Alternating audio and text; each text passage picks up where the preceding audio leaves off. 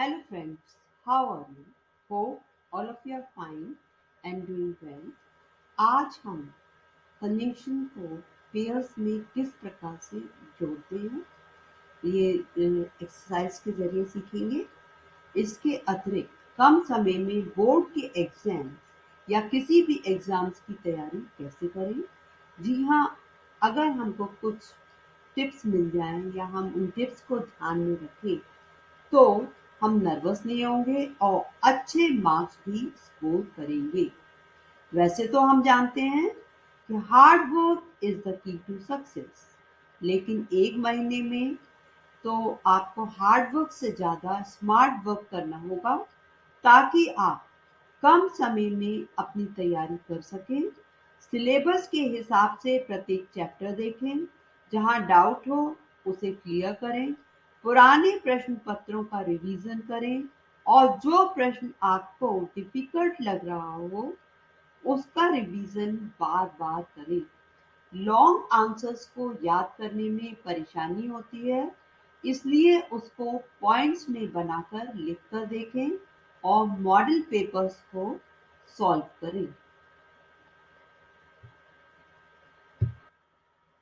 The question is, join each pair of the following sentences by means of suitable conjunction। तो दो pairs दिए हुए हैं और उसको हमको कन्वेंशन से जोड़ना है, उन दो पेयर्स को एक सेंटेंस में बनाना है। और first sentence is Rajan help his friend. तो यहाँ पर राजन हेल्प हिज फ्रेंड्स क्या हो गया, एक सेंटेंस, एक क्लॉज। और दूसरा है ही हेल्प हिज क्लासमेट्स ऑल्सो।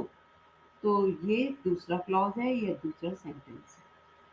तो यहाँ पर हमें क्या बनाना है, कंजंक्शन से इसको जोड़ना है और एक सेंटेंस बनाना है। और answer is given, already given here. Rajan helped not only friends, not only his friends, but also his classmates।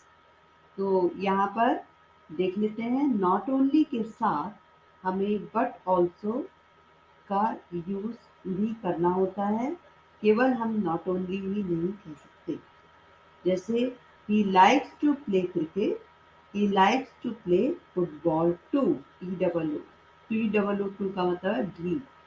तो हम ये कहेंगे he likes not only to play cricket but football also. तो इसमें हमने बट ऑल्सो भी लगाया है और इस तरह से हम इसको बनाते हैं। Now the next sentence is as soon as he close the umbrella it started raining. तो ये एक सेंटेंस दिया हुआ है, इसमें दो सेंटेंस नहीं है और इसको हमको नो सूनर से जोड़ना है। नो सूनर के जब हम बनाते हैं सेंटेंस तो उसमें पहले हम डिड या हैड का यूज करते हैं। जब वाक्य में नो सूनर शुरू में आता है तो पहले डिड या हैड, मैं again I am repeating this, use करते हैं तथा दूसरे क्लॉज को स्टार्ट करने से पहले देन का यूज किया जाता है। तो यहाँ पर ये दो सेंटेंसेस एक इस तरह से हैं, as soon as he close the umbrella और इट स्टार्टेड रेनिंग, ये दूसरा सेंटेंस है। No sooner did he close the umbrella और T H A N than होता है, T H E N then का यूज हम यहाँ नहीं करते हैं, इस बात का हमको ध्यान रखना। Now the third is he worked hard, full stop. First sentence he failed. तो ये दो सेंटेंसेस हैं और ये दोनों मतलब कंट्रास्ट में है। अगर ये होता he worked hard he passed या ही गॉट गुड मार्क्स, तो ये कंट्रास्ट में नहीं आता। तो यहाँ पर हम ऑल्दो या दो का यूज करेंगे। दो he worked hard, comma he failed. Although या दो के साथ यट का भी यूज हम करते हैं और बट का यूज हम नहीं करते।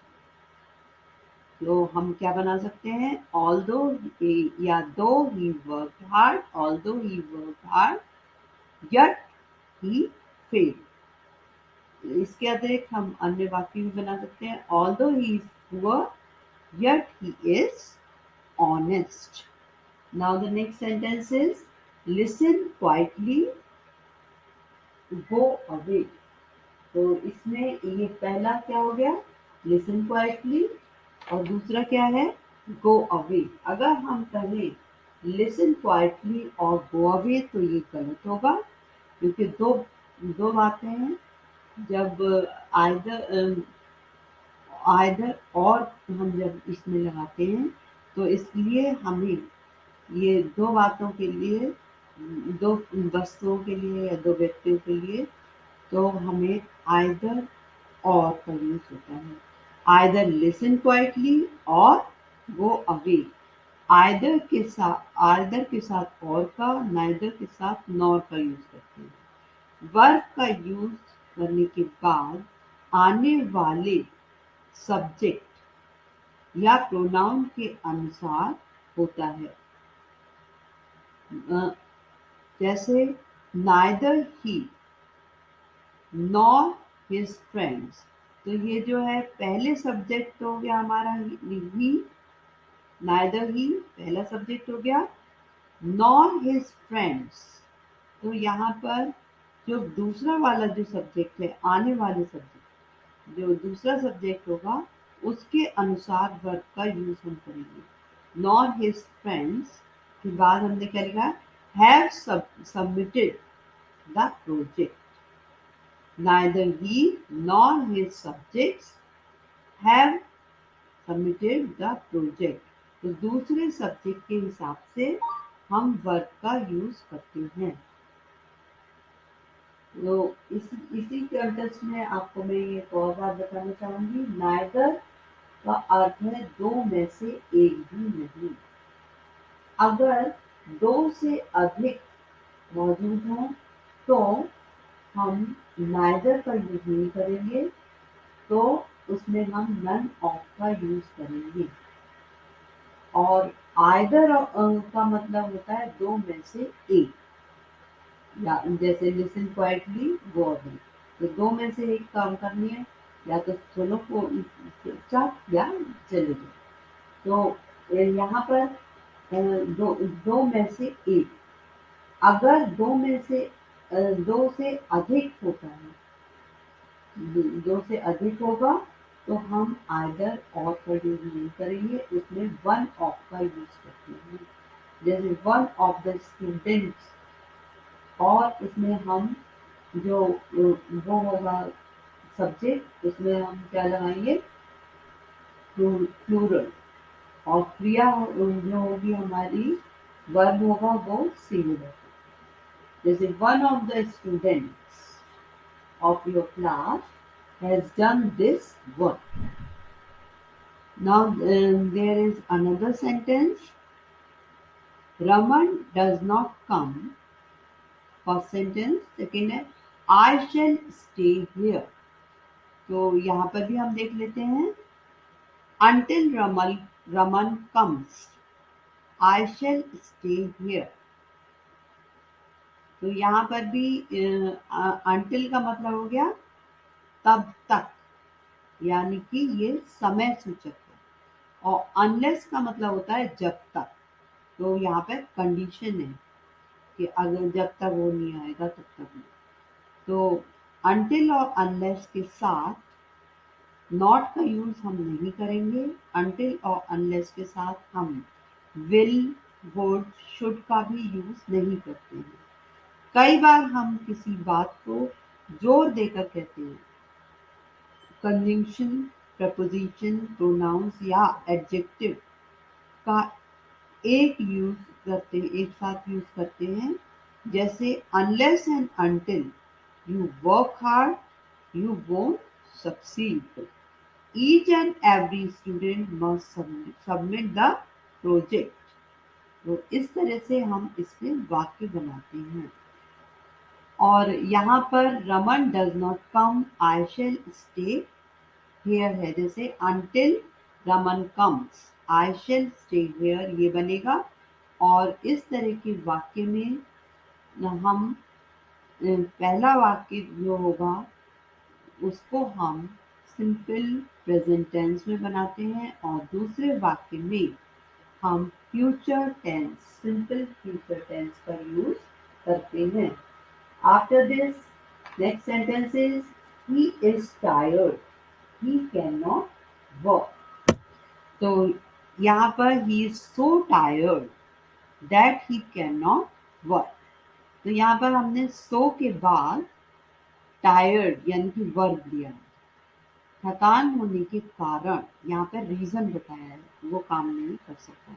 लेकिन अगर हम ये डायरेक्ट ही so that ले, so that का वाक्य हम देखते हैं he left early so।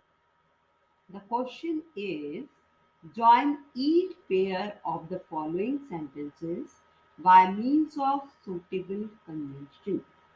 तो दो पेयर्स दिए हुए हैं और उसको हमको कन्वेंशन से जोड़ना है, उन दो पेयर्स को एक सेंटेंस में बनाना है।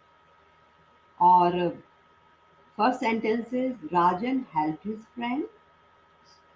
तो यहाँ पर राजन हेल्प हिज